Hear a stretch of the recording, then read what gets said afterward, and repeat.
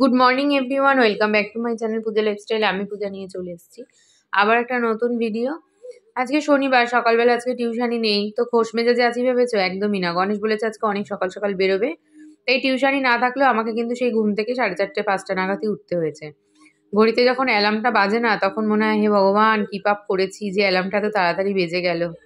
রাত্রে যখন ঘুমাই, মানে ফোন দেখি, দেখে যখন ঘুমাতে যাই, তখন ওই 12টা 10, 15, 20 তো হয়েই যায়। তখন ভাবি ব্যাস এখন একটু শান্তি করে ঘুমাবো, কিন্তু এই যে দেখতে দেখতে মনে হয় যেন চোখের পলক ফেলার আগেই কখন যেন 4:30টার অ্যালার্মটা হঠাৎ করে বেজে ওঠে।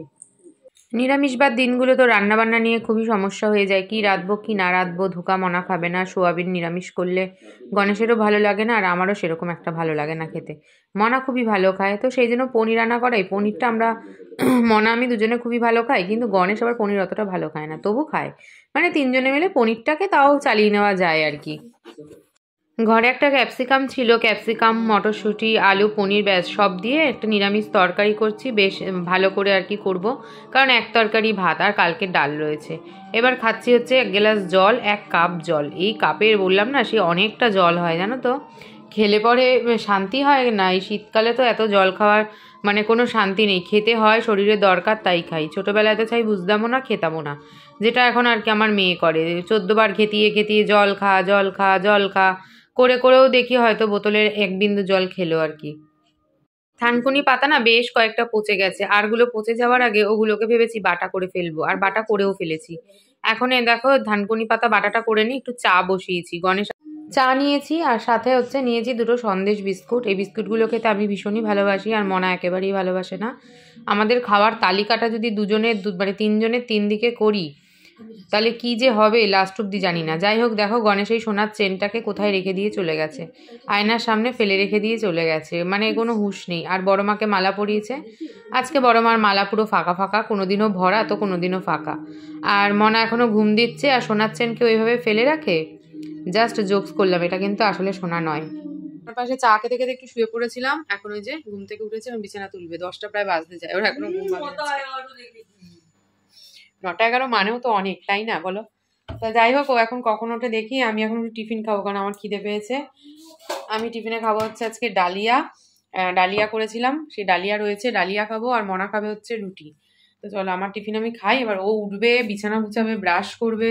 ও টিফিন খেতে এখনো আধা ঘন্টা টাইম লাগবে। অনেকক্ষণ মনার পাশে শুয়েছিলাম, ভিডিও এডিট করলাম, তারপরে ফোন দেখছিলাম, এই সমস্ত কারুকার্য করে এখন উঠেছে মনা। 10টা বাজতে যায় প্রায়। মনাকে বললাম এবার ওঠ, আমি বিছানাটা গুছিয়ে ফেলি। ও ব্রাশ করবে, তারপর সকালের টিফিন খাবো।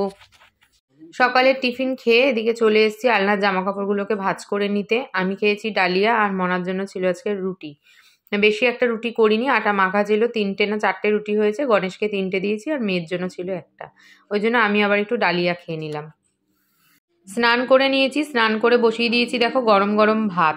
আজকে আর সকালবেলা ভাত করা হয়নি, গণেশ যেহেতু ভাত খেয়ে যায়নি। আর এদিকে বানাবো হচ্ছে এখন কয়েকটা বেগুনি।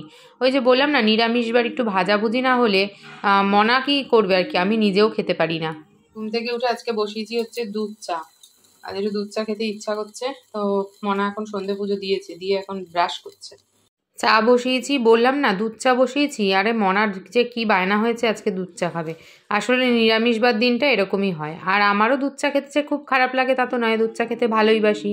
বানিয়ে নিলাম। খাটে চাদরটা এত নোংরা হয়েছিল না, চাদরটাকে তুলে ফেললাম। তুলে এখন দেখো একটা চাদর পাতবো। আর আর দুদিন তো এখন পরানো নেই, সেই জন্য মাদুরটাকেও গুছ করে একটু সরিয়ে ফেললাম। সোমবার সকাল থেকে আবার শুরু হবে, তবে সোমবার সকাল থেকে তো মনার পরীক্ষা রয়েছে, তার যুদ্ধ শুরু হবে আর কি।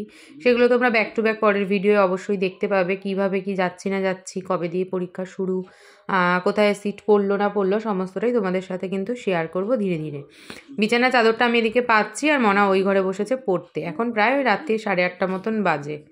মনার জন্য একটু হরলিক্স বানাবো, মনার তো খিদে পেয়ে গেছে। আর এদিকে কি বলতো, আমার শরীরটা যে কি খারাপ লাগছে না, মনে হয় বেশি অতিরিক্ত চিন্তা করে ফেলছি মনার পরীক্ষা নিয়ে। বেশি টেনশন করলে দেখবে শরীরের ভেতরটা কেমন একটা গা পাক দেয়, কেমন একটা পেটটা কামড়ে কামড়ে ওঠে। আমার হয়েছে এখন সেই অবস্থা, ঠিক সেম ওই রকম হচ্ছে। যাই খাচ্ছি না কেন মনে হচ্ছে কেমন গা পাকিয়ে উঠছে। ওই জন্য গণেশকে বলেছিলাম একটু ফুচকা নিয়ে আসতে। এখন ফুচকা খাবো আর কি। আজকের মতন ভিডিওটাকে এখানেই শেষ করলাম। ভিডিওটা ভালো লাগলে প্রথম দিয়ে শেষ অবধি দেখো, লাইক কমেন্ট শেয়ার করো। আর ভিডিওটা ছেড়ে যাওয়ার আগে কিন্তু আমার চ্যানেলটা অবশ্যই সবাই সাবস্ক্রাইব করে দিয়ে যেও। কমেন্ট বক্সে অবশ্যই জানিও ভিডিওটা কেমন লাগছে। ফুচকার মধ্যে যে কত লঙ্কা নিয়ে এসেছে কি বলবো, একটু ঝাল ঝাল আনতে বলেছি বলে যত লঙ্কা ছিল ফুচকাল আর মনে হয় এর মধ্যে মেখে দিয়েছে। দেখি এবার আমার মেয়ে কি করে খায় এটা।